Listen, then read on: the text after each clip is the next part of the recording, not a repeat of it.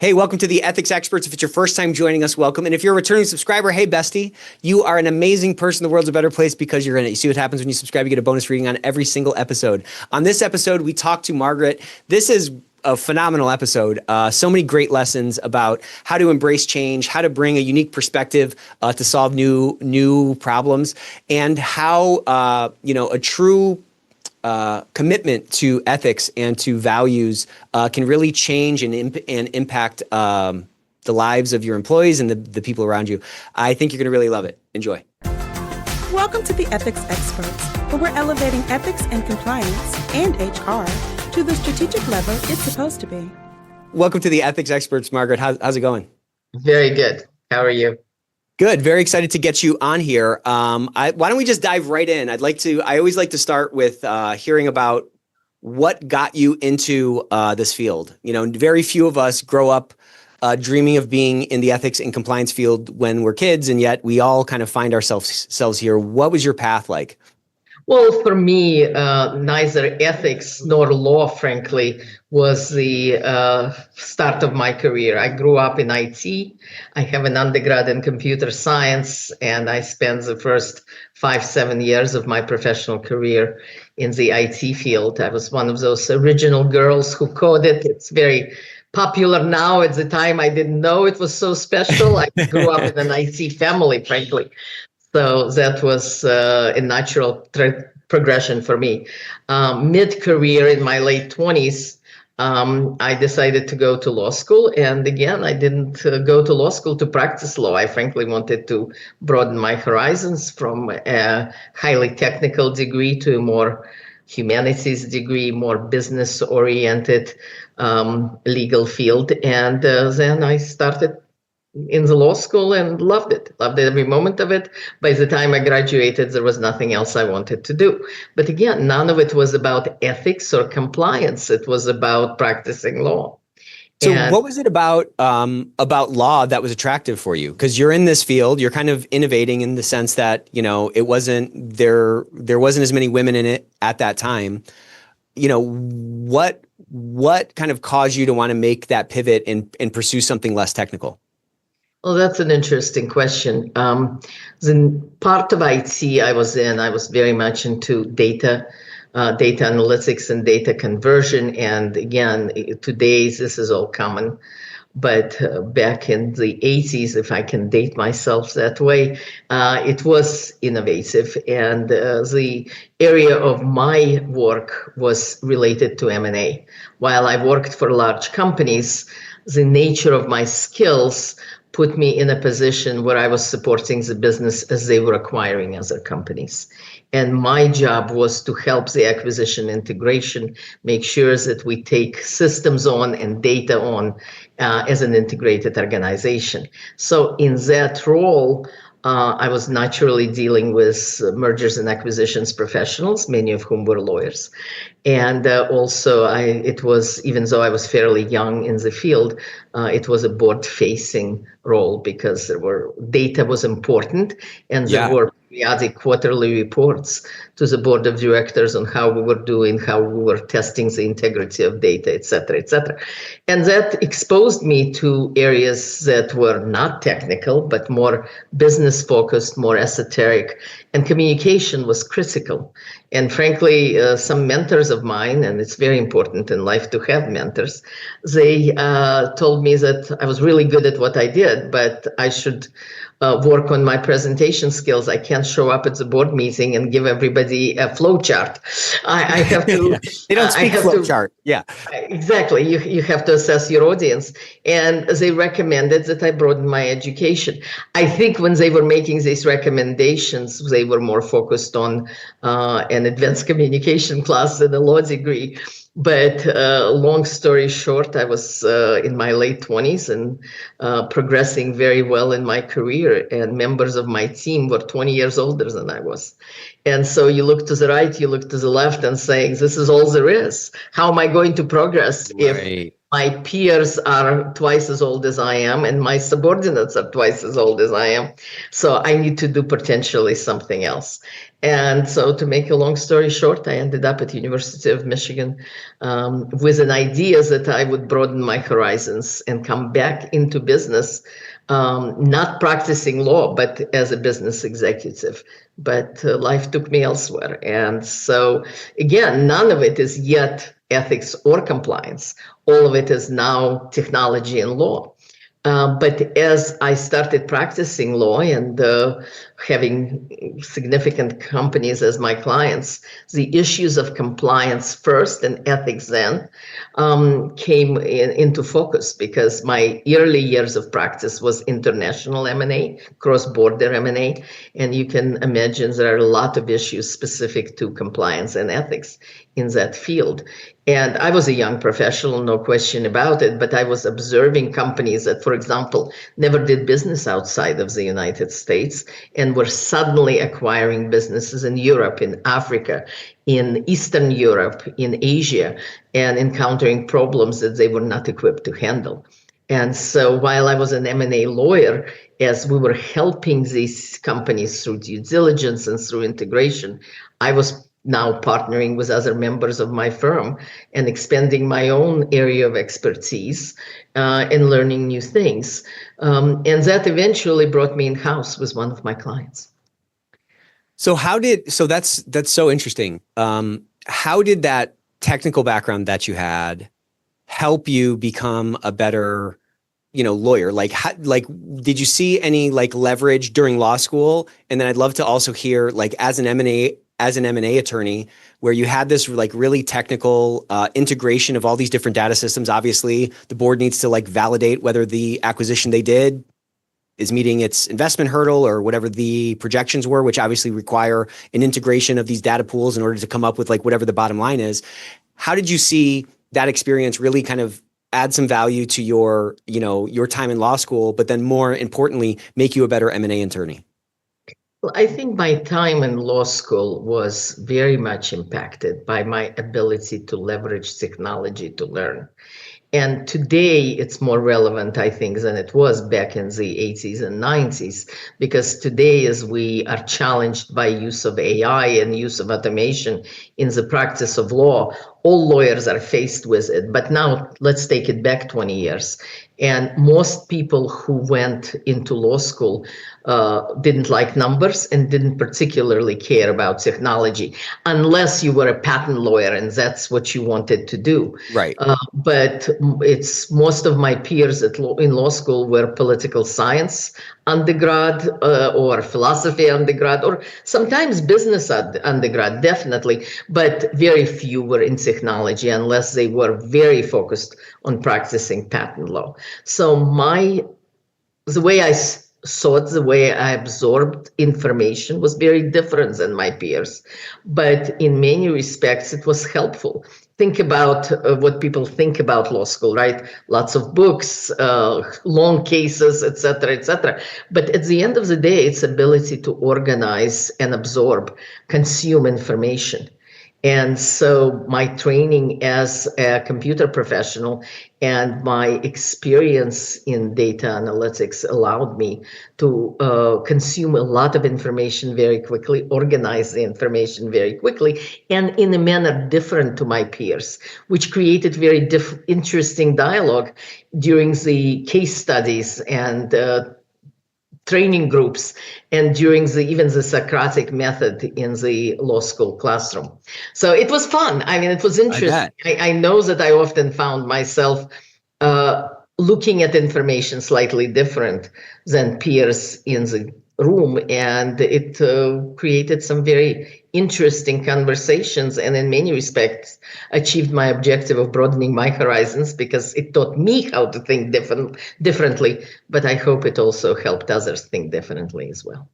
Yeah, I'd imagine that most of your peers probably hadn't been talking to boards prior to coming to law school, and they hadn't been doing M&A and all that kind of stuff, Again, there are people who go to law school after years of working. Sure. which was my case. I was 7-year professional, and maybe in that regard, older than other people in my particular law school. Most peers were recently graduated. That is not the case today, interestingly enough. The better and more elite law schools have many professionals there who've joined after several years of working. But again, taking us back 20 years, the practice was different. And in my case, I had a lot of business experience that others perhaps did not have. So when you asked me a question a moment ago, is how my technology background differentiated and contributed to my legal experience, that was in many respects secondary. It was my business experience that really helped, both as I went through law school, but actually more importantly, as I started practicing law. Well, yeah, and like you mentioned that you were working alongside a lot of attorneys, and those attorneys, and I think I love M&A attorneys. I think they're very smart. I have an M&A background myself, and some of the smartest attorneys I know are M&A folks because they have this knack for being able to know what matters and what doesn't matter, and they can bring this sort of expected value thinking to the decisions that are coming, and really become better advisors to the decision makers in that deal or whatever. So just having been. Go ahead. Yeah, I think the key issue really is understanding your client and understanding your client's appetite for risk and approach to risk. Because at the end of the day, as an advisor, whether you are an outside counsel or in-house, you are an advisor to your client. You're a support system to your client, and understanding the client's needs is very critical to be effective, whether it's practice of law or, frankly, ethics and compliance, because you really need to understand what is your client priority. That's a really interesting way you put that. Jumping ahead a little bit, there's a big discussion in our space about ethics and compliance, not being apart from the business, but rather being a part of the business. And everybody talks about how we can be trusted advisors to the organization. But you made a really nuanced distinction between what a trusted advisor is. The advisor is a function of who they are advising to some degree. It's not sort of this, where we're standing outside of reality and saying what's right and wrong and so forth, because many times we live in the gray and the answer is not always that clear. So do you find that, in general, and, maybe you don't have a perspective on this, but knowing you, I bet you do. Do you find in general that people in this space struggle with that distinction? Me being an advisor is really, I need to resonate and understand my business better if I'm going to actually be an advisor, as opposed to what turns into sort of an ethereal kind of platitude or something of, that they can't really actualize. It's a very interesting question. I remember kind of early in my career as a young partner in the law firm, talking to the general counsel of a client and talking about issues that were focused on compliance. And he smiled at me and said, "Margaret, I'm a chief legal officer, not a chief compliance officer. And I'm not a chief ethics officer. I'm a chief legal officer. So I want to talk in terms of what is legal and what is not. Whereas you are talking about what is regulatorily required or what is the right thing to do." And that was an epiphany to me in some respects, because there is a big difference between finding your route to a most expedient, legally appropriate solution versus stepping back and being a champion of the company's brand and still doing things legally and still doing things appropriately, but also in a way that is not just legally appropriate, but serves the needs of the business in a grander scheme of things. That has always been my preference. And I think we don't always have that luxury, right? I think it's very, very important to be thoughtful and mindful when you decide to go in-house with a company, because you want to make sure that the company's values and priorities align with your own. As an outside counsel, I think you have a lot more flexibility. You can fire your client if, for one reason or another, their values do not match your own. As an in-house counsel or a head of a compliance function, you've really made that choice the day you joined the company. Yeah, you're living under the, you know, the banner of that flag. You know, you're wearing that jersey now, and so you have to kind of have an opportunity, and you should always have the opportunity to have a seat at the table and help the business understand the consequences of the decisions they make. But the notion that a lawyer or a compliance officer will waltz into an organization that has its values, has its principles, and suddenly make a 180-degree change is very ambitious and aspiring, but probably not very realistic. So do you feel like that epiphany moment when you were talking with that chief legal officer who so clearly made the distinction between, hey, I'm a chief legal officer, not a chief compliance officer or a chief ethics officer. How did that influence you when you were, you know, outside counsel? And then how did that perhaps influence how you chose where you would go in-house? It was very telling. It was a very learning moment, if you would, because the comment made in jest stuck with me. Right. Many a truth is said in jest, you know what I mean?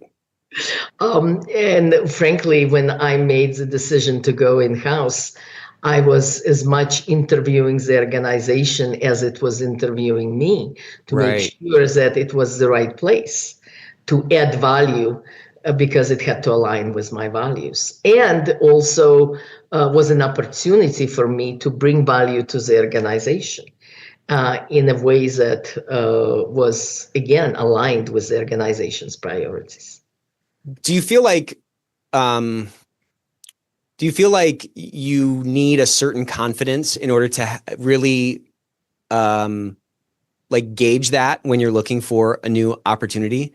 I guess what I'm trying to say is, you know, just because a shoe doesn't fit doesn't mean that your foot is wrong. Like, you have to find the shoes that actually fit. You know what I'm saying? But I find that, like, sometimes when someone's looking for a job, and this, you know, this might not be related to you directly, but sometimes when people are looking for a job, you start to fall into this like self-preservation mode where you're just like, I just got to find something. And, you know, any port in a storm, maybe you don't want to go to that port. Like, does it take a confidence? Does it take a longer term view in order to not like wind up, under prioritizing exactly what you're talking about, you think? I've been very blessed in my life that I had the options, right? Not everybody has options, and one needs to be realistic. For me, I practiced in a great law firm, ended up going in-house with a client that was very much a great match to the things that were important to me. I was with that company for 15 years, and I moved on only because the next opportunity gave me an option to frankly do it again. My first in-house role, we took the company from $1 billion to $6 billion. Wow. And that's wild. That's such a wild ride, I'm sure. It was a wild ride. I like the way you put it. And it's an amazing ride to have in your career. And then for any company that grows like that, there comes a period of a slower growth or perhaps stagnation. And at that point, you're seeking that energy again. So I had another opportunity 15 years later to join another $1 billion business and help grow it as well. So, but yes, for me, going back to your question, I think it takes experience, maybe even more than confidence, to understand the organization you're joining and asking questions that are important to you. But again, it's important to understand that not everybody has that luxury, right? But at the same time, and the word of advice I would give to somebody who wonders that they need a job and need job desperately, and perhaps stepping into an organization they're not entirely comfortable with, is that if you are not comfortable during the interview process, chances are rather high that it will be a DNA rejection. So trust your gut, as they say, that things do not get better. People put their best foot forward during the interview process. And if your gut tells you at that point that it's not a good fit, trust your gut. Right. And by the way, I subscribe to the same notion when I interview people to join my organization. Somebody may be brilliant on paper, but as you interview them, if you feel that your spidey sense is telling you something is not a good fit, trust your spidey sense. Yeah, that's good advice. I try to tell myself that if I'm interviewing somebody and if it's an I don't know, it's a no because it's not a yes. Like if it's a yes, it's a yes. If it's an I don't know, it's not a yes. You know what I mean? A couple of days ago, we extended an offer to a candidate that honestly, before she left my office, I knew she was a must hire. And that I knew. Yeah. And by the way, I'm not egotistical enough to rely only on myself.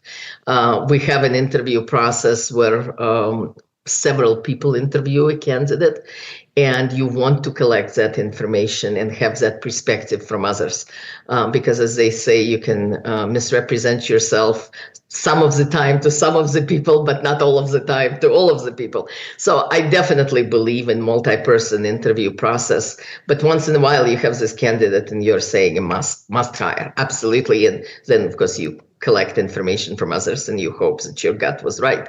But those are amazing experiences. Usually you're not that lucky. You kind of say, as you said, maybe. There are a lot of things I like about this candidate, but I still have some questions. I think we're diverging from the discussion of compliance and ethics, but you know what? It's all one thing at the end of the day. It's all people, and it's all about how do we make better decisions, in my mind. I mean, how do we navigate this thing? Because I mean, I love this space because it's such a combination of so much stuff. Like to be great in this space, you have to be great at hiring, and you have to be great at influence. You have to be great at understanding the business, and you have to be great at communicating. It's everything. It's like every single, tool in the toolbox we need to be good at, or our team needs to be good at it if we're going to really fulfill our mandate to the greatest extent. And then also that allows us to talk about whatever we want.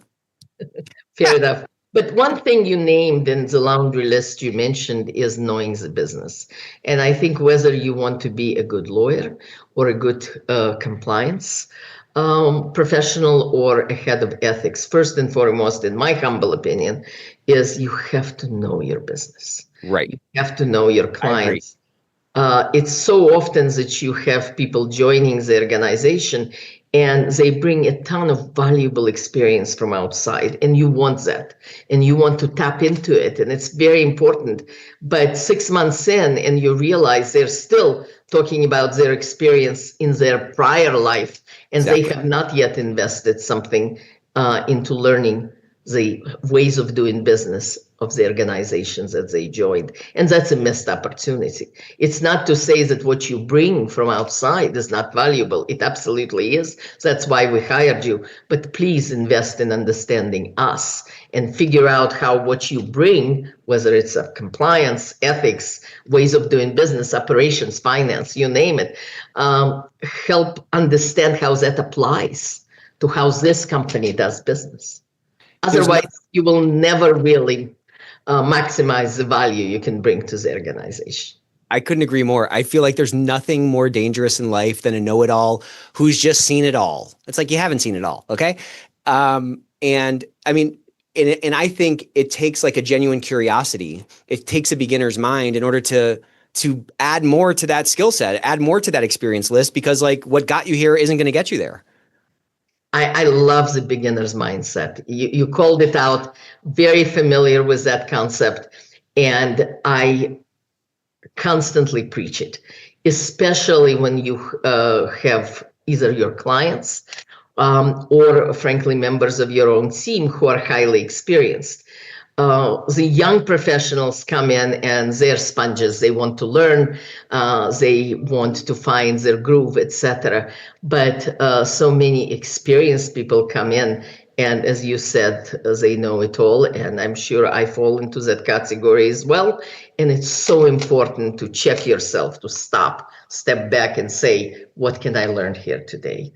I think it's particularly relevant in the legal profession, ethics, compliance profession today, as I think ways of doing business are changing and changing very rapidly. Great point. With technology and AI.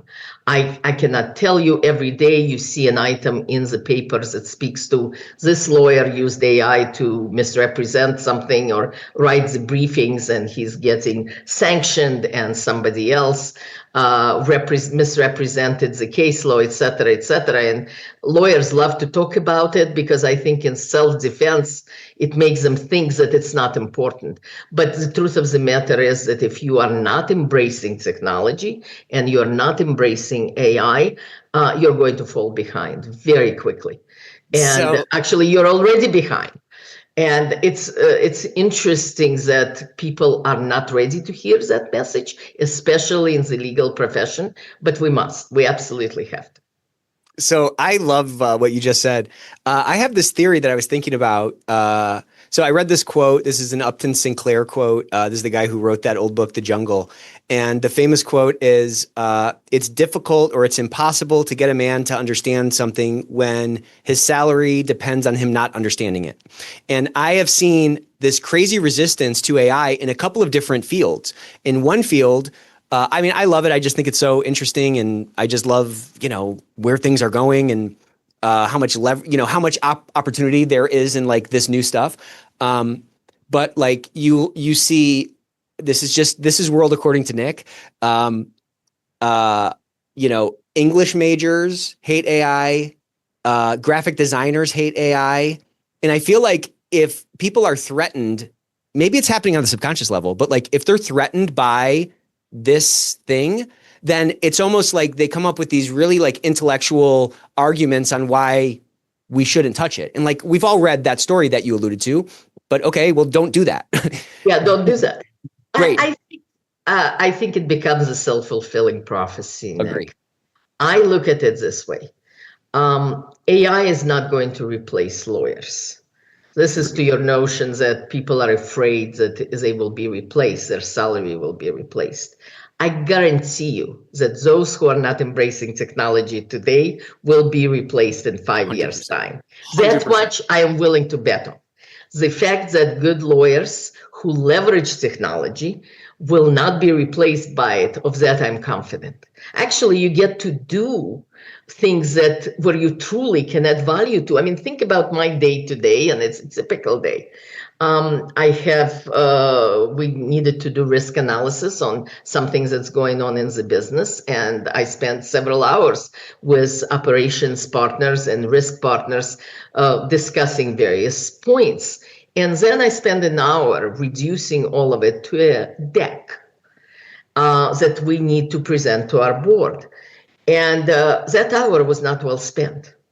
The 2 hours I spent debating the risk points, that was important. What my takeaway from the first 3 hours of today is that I better speed up my onboarding on the next tool that can put that deck in for me. I'm very good at, some of my colleagues in the legal department are not very good at PowerPoint. I am very good at PowerPoint. And so I look at it as my great skill, but I just spent an hour. An hour, frankly, that I shouldn't have spent. Now, I could ask my assistant to take care of it, but then I would have spent 15, 20 minutes describing to her what needed to be done. I could have spent the same 15 minutes instructing a tool to produce a deck for me. It probably would have taken less time than instructing another person. And then I would have spent a few minutes tweaking it, and the outcome would have been better, I suspect, because while I'm good at PowerPoint, a good AI tool probably threw some graphics in that I don't have time to deal with and would have factored in my audience, because you do a very different deck for the board of directors versus the team of operations professionals or team of HR professionals. And here's a trick, right? I've started telling you this by telling you I am very good at PowerPoint, and I'm not going to be self-deprecating. I am good at it, but not every lawyer is.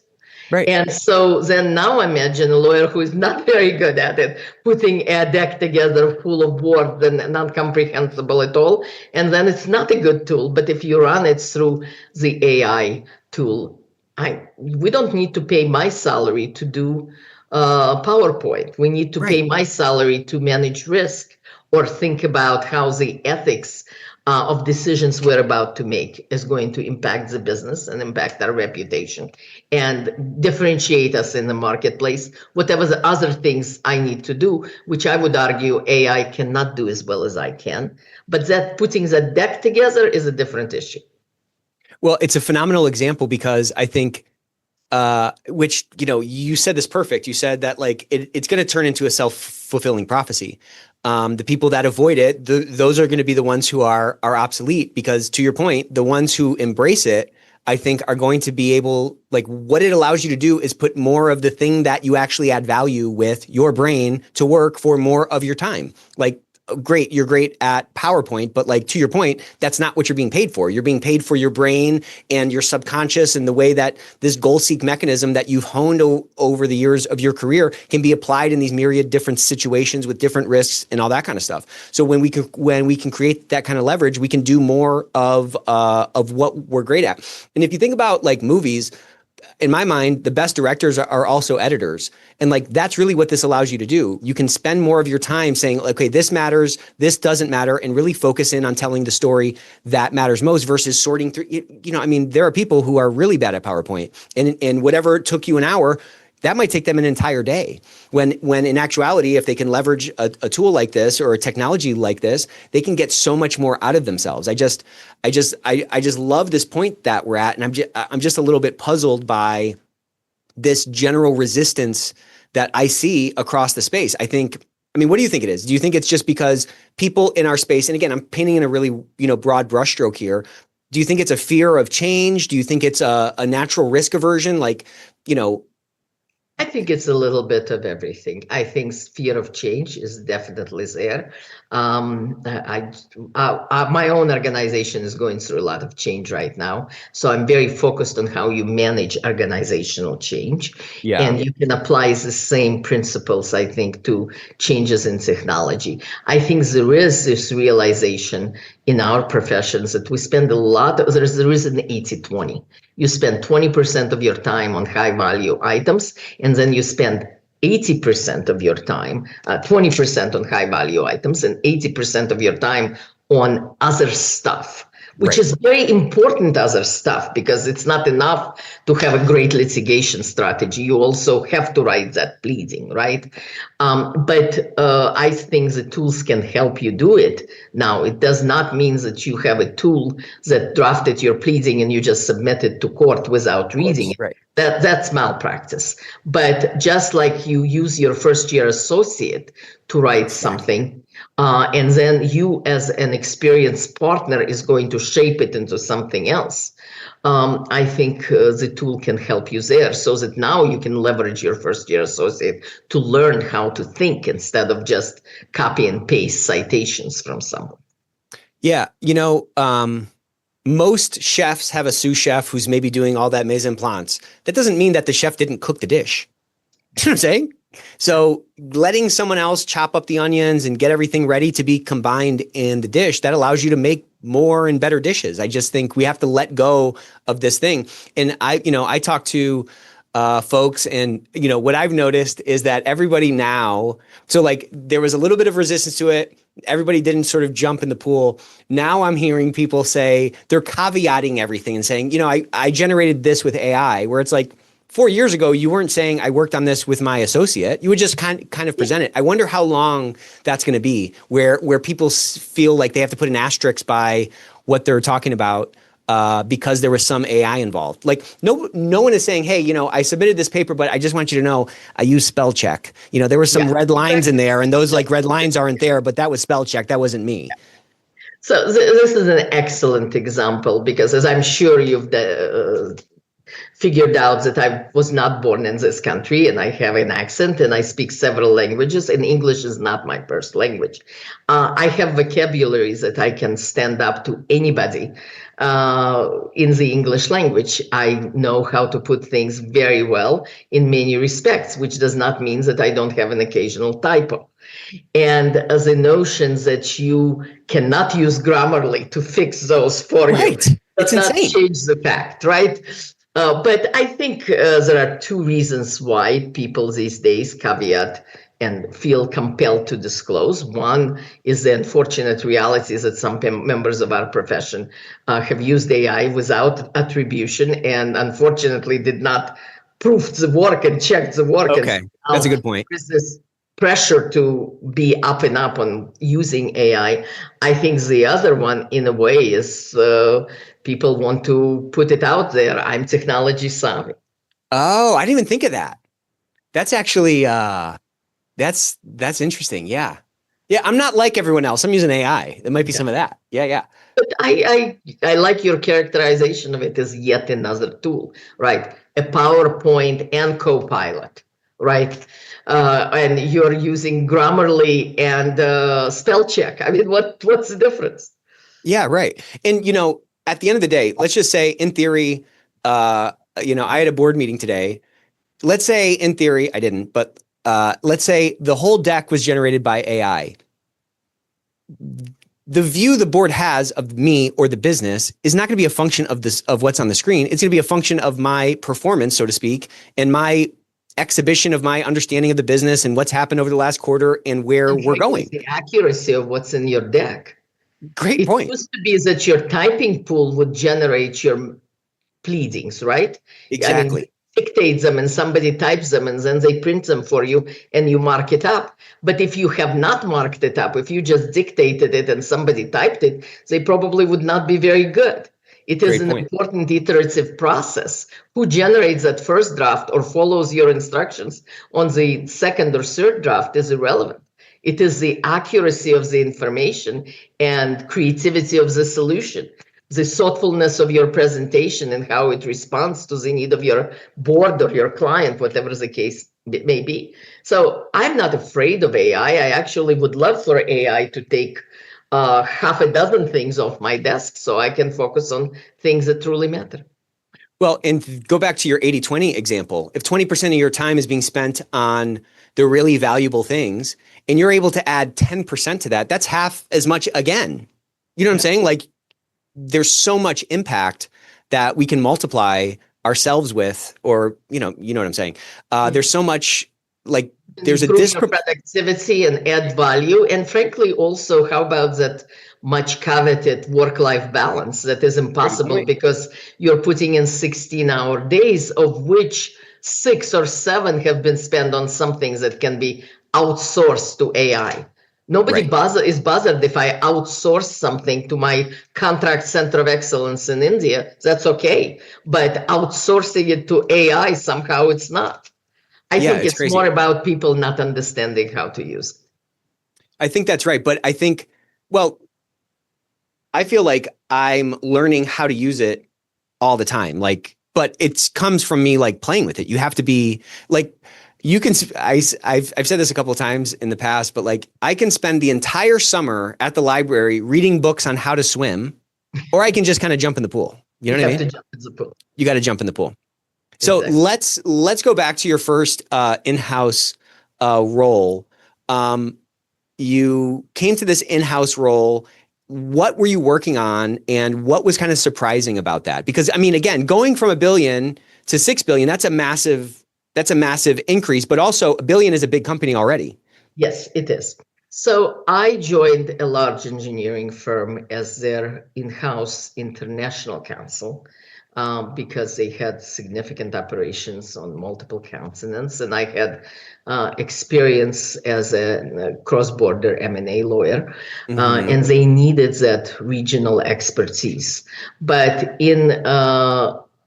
I was probably the most recent hire from private practice. Many other lawyers on that particular team were exceptional lawyers, but they've mostly spent many years working in-house and in the engineering field. So what I brought to that legal department was not just my international expertise, but also the diversity that came with working for a large law firm and doing so recently. And also in the M&A space, as you've alluded to, you become an expert at a lot of different fields. So one of the key things you learn is how to quickly learn and absorb. Yeah, and how to get smart fast. You get smart fast, exactly. Otherwise, you can't survive. You're not going to. So at that time, two things were happening in the company, neither of which, frankly, leveraged my experience as an international lawyer. One was that the company was rapidly growing in the public sector space, working for both state and local and the federal government. That was a new expansion line of business for them. And they did not have any in-house lawyers at that time who were subject matter experts. So they needed to hire from outside. And I was a recent addition to the department from outside. So my general counsel at the time said, hey, can you help us identify the right outside counsel? But once you hire an outside counsel, and I promise you this will get us to ethics and compliance space, because once you hire an outside counsel, you also become the liaison, right? The interface between what's going on in the company in this space and this outside counsel. So while I relied extensively on the outside counsel to help us learn how do you do business in state and local space, or how do you do business with the federal government, you also become a subject matter expert by default. And Right. one of the things that quickly became apparent is that as a contractor to a federal government, you had to have an active whistleblower policy, an active hotline. And while the company had exceptional values, and it was a company that grew up as an engineering professional company with people who put ethics above all else, they didn't have any policies. They had no framework for it. And so there was Margaret learning as she went, looking at compliance and instituting policies, drafting, developing policies, and also standing up a hotline process and how do we manage hotline, et cetera, et cetera. And the interesting aspect was I was very fortunate because I was doing it all in a company that already embraced the value of ethics, Right. the importance of compliance. Think about engineering. If you Yeah. don't follow the rules, buildings fall, right? I mean, it's Right. not a thing. So this was an organization that was very much on board with the notion that you follow the rules, and also an organization that believed passionately in doing the right thing. But believing it was not enough. You had to stand up guardrails. You have to translate this big esoteric belief into scorecards and ways to test and verify that people understood the policies and did the right thing. Because sometimes it's not that you don't want to do the right thing. Sometimes you may not know what the right thing is, what the expectations are, especially in a highly regulated field like doing work for the federal government, and overlay that with a highly regulated field of environmental impact on water, on air, nuclear remediation. Those were the areas where this particular company was expanding into, and rules definitely mattered.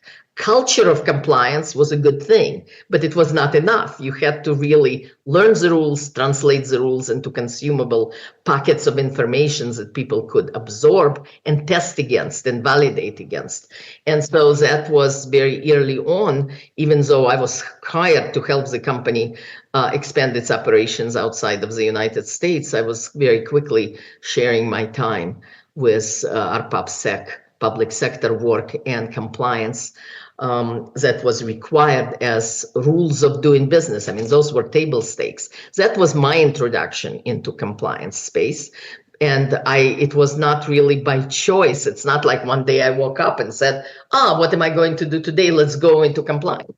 It's just my client was expanding in the area that had an overlay of compliance requirements that the business was not familiar with. And I was at the forefront of it, and it was up to me to stand it up in a way that would help business grow. So that was one area that was very important and was a foundation for me to become very actively involved in compliance and in ethics in principle. But also at about the same time, or within a couple of years, the company was contemplating going public. And here was a company that's been in business for 40 years. It still had people in it who were founders or first round of those who joined after the founders. And the company was owned by its employees. It was one of those concepts that I mean, not unusual for a professional organization. Just think about Right. it. A group of engineers is very similar to a group of lawyers. You start, and then as you grow in your profession, you become a partner in an engineering firm. But the company was growing rapidly, and it got to a point where it had too many shareholders, and you had to become public just to deal with the requirements that once you have more than X number of shareholders, you had to go public. And this is where the interesting thing happened, because the best companies who have best values live very differently when they're private versus when you become a fishbowl of a public company. 100%. A ton of compliance issues that were very new to this company. And by now, again, as an outside counsel, recent outside counsel, who I was never a securities lawyer, but I participated on teams that bought divisions of publicly held companies, or bought one publicly held company would buy another publicly held company. So as an M&A lawyer, I had exposure to it. Right. Probably more than other members of that legal department. And I didn't hide it, so I got volunteered. Voluntold sounds like, yeah. And a few years later, we were public, and we had more than $1 billion in PubSec business. And when my general counsel retired, I was invited to take over. That's kind of my route to becoming a GC of a public company. How cool. And also being very steeped in issues of compliance and ethics, because it became a growth engine in a way to the things that were important to the company. What a cool story. I mean, you got exposed to so many different cool aspects that really, set you up for that position. Let me ask you this though. So I'll ask you this in the form of a story. So when I was in private equity, and this is one of the most, this story had really this massive impression and this massive impact on me. We had a manufacturing company that was kind of a conglomeration of several different companies, and we were looking for more to fold into this platform. And there was this really great company that it looked phenomenal on paper. It was higher margins, higher growth than all the industry benchmarks, and it was an ESOP. And I was on the due diligence team. And I mean, when you walked in the place, it just felt different. The person at the front desk was smiling. If there was trash on the ground, anyone would pick it up. There was just a vibe. You could feel the whole warmth in the place. And after we took it private, after we liquidated the ESOP, there was just such a crazy change in the culture of the company. And I think it showed up. It felt like it showed up in employee engagement. They didn't feel like owners anymore. Did you see anything similar with that as you guys moved from being an ESOP into public? And did you see any similar things in reverse as you were buying companies that weren't ESOPs, that weren't steeped in that same kind of foundation? Absolutely. But actually, my experience with employee ownership started even before I went to law. One of the companies that, frankly, I did a lot of M&A work for in the IT space was the company called SAIC, Science Applications International. And let me take you to mid-1980s, and that was an employee-owned company.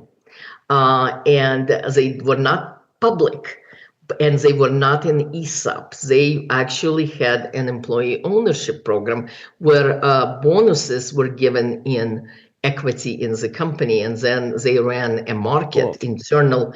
They had a broker who ran an internal market for them, so that you can buy more shares if you wished.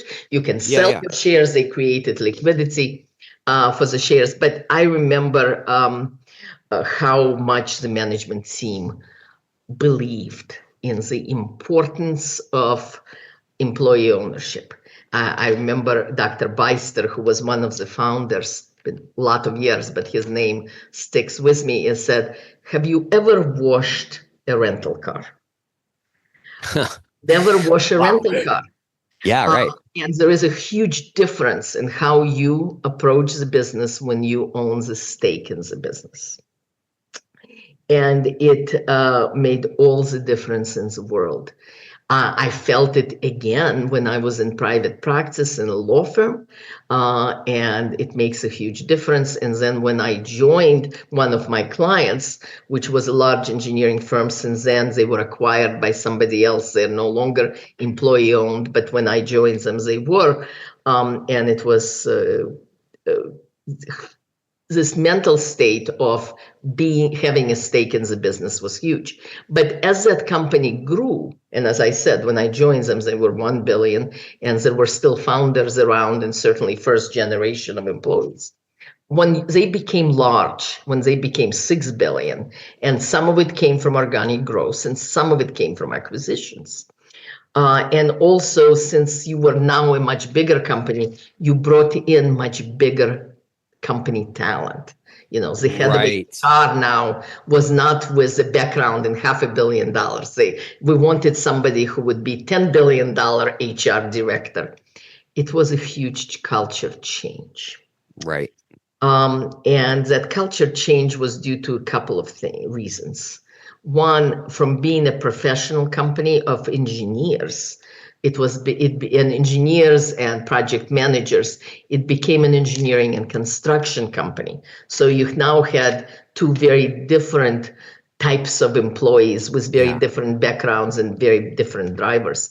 But mostly it frankly was the leadership team. It was us, because many of us came from the environment that were, $10 billion public companies, and people became means to an end. They became widgets. Mm-hmm. And that totally changed the culture. And while the company continued to grow top line, slowly but surely, the bottom line, the profitability went down, because now it was not, it just was not as important. Now every decision used to be about my brand. This is a company I owned. I'm an owner. So the decision I make is not just about, is this the right decision for this project? It had to be the right decision for the client with whom I have a lifelong experience, and there will be next project. It's not just this project. So cutting corners on this project was not an option, because there will be a next project. And if I don't support my client now, it will pay forward in a way I don't want it to pay forward to.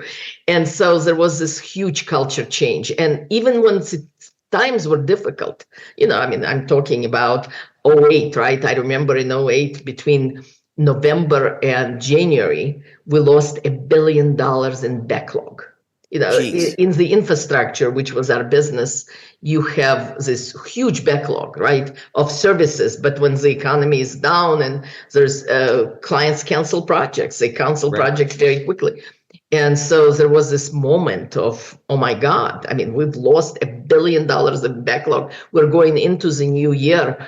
We're used to going into 2x of guidance, if you would, with backlog. And now I don't, I have 30%. What do we do? Who do we fire? Right? There is this notion of how do I tighten my belts? Who do you fire? But the company was employee owned, and there was this notion of, wait a minute, time out. Yes, the clients are now reacting, but the services we provide are essential services. So take a moment, breathe. We can afford status quo for a quarter or two. And let's see how our clients react. Gives them an opportunity to adjust, because remember, they still have compliance requirements of clean air and clean water. And these are the essential services we're providing. And they've just spent X amount of money to stand up a manufacturing facility that is going to be unfinished. So give them time to adjust, they will come back. And that faith, and sure enough, by April, we got that backlog back. The projects came back because clients adjusted. But that faith of, hey, let's do the right thing, because not doing the right thing and reacting and firing a bunch of employees, you have that flexibility and ability to think like that only because it's your own company. Whether you are a draftsman or a manager or a VP or a division head, this is your company. and you can afford to take a longer view and you're focused on your reputation versus, oh my God, I lost these projects. Let's do a riff. Let's do a riff and worry about it later. It's just a different mindset. Yeah. When a brick wall like falls over, it's not because the bricks break, it's because like the mortar breaks, and the mortar is kind of the culture, and that the culture you're talking about can allow for a little more stability during volatility, a little bit of a longer term view, a little bit more of like a little less of like the otherism that makes it easier to like do a rift and just fire some labor units. You're firing your partners essentially in that kind of a scenario. Yeah. I remember now, fast forward to my current employer. So I'm not talking about the engineering company. I'm a general counsel of a public company now, but it is a controlled company. My founder is still in the business and he holds more than 50%. The rest of it is in public float. And I will never forget, of course, nobody will, March 2020, right? Everything is frozen for a moment and nobody's going to work. And think about what we do. At the time, out of 50,000 employees globally, I may have had 2,000 working from home. The rest were working in brick and mortar sites all over the world. Right. In the United States, in the Philippines, in Australia, in Malaysia, in South Africa, in Bulgaria, in the UK, in Canada, in Mexico, in Brazil, everywhere, right? And of course, if you remember, COVID hit quickly, but not all at the same time. It started in Asia, moved to Europe, came to the United States, proceeded to Latin America. And suddenly, pandemic, state of emergency, only essential services, everybody is at home. And again, there was this notion of senior executive meeting, everybody's gathering together for the last time, probably in a year. We moved on to Zoom after that one meeting. And we're all sitting there with social distancing and our masks and everything else. And there is, again, finance people were saying, we can reduce our costs here and pencils down on all outside expenses. And who do we fire? And I remember my CEO, the founder of this company, saying, time out. I have 50,000 families I'm responsible for. So before we start, and they're all scared, just as scared as we are. So before we start being reactive, let's step back and think about what our clients need right now. They need us to keep the lights on. So I don't want this meeting to be about whom we're firing. I want this meeting to be about how do we transition our employees to work from home. Technology, I need solutions. Legal, find out how we do this. Logistics, figure out where our employees are. How do we get in touch with them? How do we get computers to them? And between March 12th and April 10th, 30 days, we moved 40,000 people to work from home. And we moved them not just in Denver, Colorado, or Houston, Texas. Right. Or Miami. We moved them in Hyderabad and Ahmedabad, India. And we moved them in little towns in the Philippines. I still get choked up. Yeah, I'm getting emotional with this. I mean, the cynic in me would... Mexico City and Leon. And in places where if somebody told us in February 2020 that people can even work remotely. It's crazy. So we would have believed that. Right. In a month, in less than a month, you made it happen. Yeah. And the task was very clear because that's tone at the top. That's leadership of saying, before we start firing people, let's figure out how we keep them employed and how do we support our clients. Because in 10 days' time, right now, everybody's in shock. But in 10 days' time, all the CEOs are going to start to figure out how to deal with the situation in hand. We need to be ready. And that's leadership. And that's ethical leadership. Because it's not being reactive. It's not just do whatever it takes right now to save a buck. It's having a big picture. And here's how it paid off. So our clients were financial institutions, healthcare company, travel companies, technology, logistics, you name it. And you would have assumed that companies like travel companies that would be completely shut down in March, April, May of 2020. You would think that those contracts would be pulled immediately, but they weren't, because our travel clients were focused on their customers, because their customers needed to hear about refunds or delays, and they needed to get customers home who were at sea. And our lights were never off. We were always on.